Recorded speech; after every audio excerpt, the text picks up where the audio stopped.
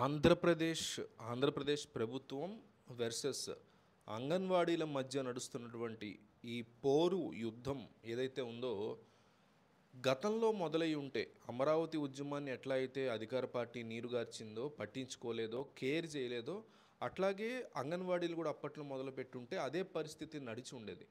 కానీ ఎలక్షన్కి ముందు చాలా తెలివిగా ఈ రకమైనటువంటి గొడవలు చేసేటువంటి లేదా ధర్నాలు చేసేటువంటి అంశాలని జనరల్గా కార్మికులు ఎలక్షన్కి ముందే చేస్తారు. ఎందుకంటే ఎలక్షన్ టైంలో అధికార పక్షం కాస్త మాట వింటుంది, ఒళ్ళు దగ్గర పెట్టుకుని ఉంటుంది, దిగొస్తుంది కాబట్టి. పారిశుద్ధ్య కార్మికులు, టీచర్లు, నిరుద్యోగులు, అంగన్వాడీ వర్కర్లు, సర్వశిక్ష అభియాన్ వాళ్ళు వీళ్ళందరూ కూడా ఏపీలో ప్యారలల్గా ఒకేసారి ఈ రకమైనటువంటి ధర్నాలు చేస్తున్నారు. వీళ్ళందరూ అసంతృప్తిగా ఉన్నారు.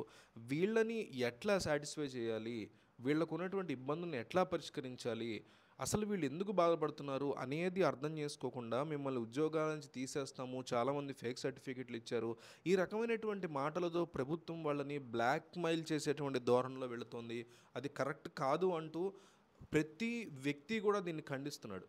చర్చలని చెప్పి తీసుకొచ్చి కూర్చోబెట్టి సరైనటువంటి సొల్యూషన్స్ తీసుకురాకుండా వాళ్ళు అడుగుతున్న డిమాండ్లను ఎక్కడ తీర్చకుండా మీరు అడుగుతున్నటువంటి అమౌంట్ని ఒకేసారి మొత్తం ఇవ్వలేకపోయినా విడతల వారీగా ఒక 2000 చొప్పున పెంచుకుంటూ వెళతాము అని అన్నా కూడా ఆ రకమైనటువంటి హామీ కూడా ఇవ్వకుండా సజ్జల లాంటి వారు ఇంకొకళ్ళు ఇష్టం వచ్చినట్టు మాట్లాడుతూ వెళ్ళే ఈ తరుణంలో నేరుగా అమిత్ షాని ఈ విషయంలోకి రంగంలోకి దించడానికి ఏపీ బీజేపీ సిద్ధంగా ఉంది.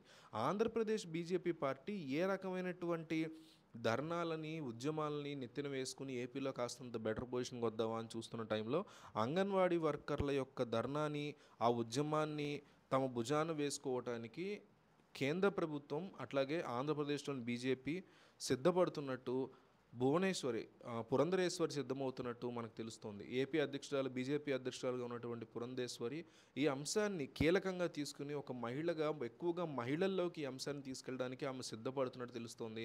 అయితే ఆమె హైకమాండ్ యొక్క ఢిల్లీ హైకమాండ్ అమిత్ షా యొక్క పర్మిషన్ కోసం వెయిట్ చేస్తున్నారు.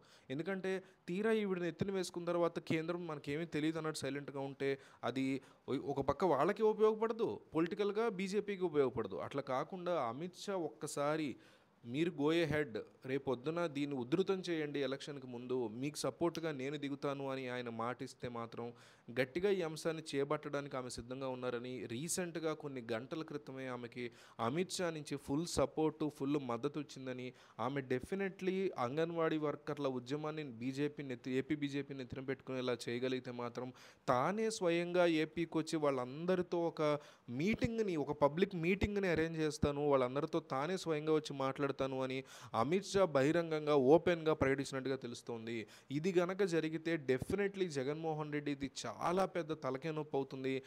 అందరినీ పక్కన పెట్టండి, చంద్రబాబు, పవన్ కళ్యాణ్, కాంగ్రెస్, షర్మిలో, రాహుల్ గాంధీ వీళ్ళందరూ కాదు, నేరుగా అమిత్ షా రంగంలోకి దిగడం అనేది డెఫినెట్లీ చాలా పెద్ద తలకాయ నొప్పి. దేశానికే బిగ్గెస్ట్ రాజకీయ చాణక్యుడు అని పిలుస్తారు.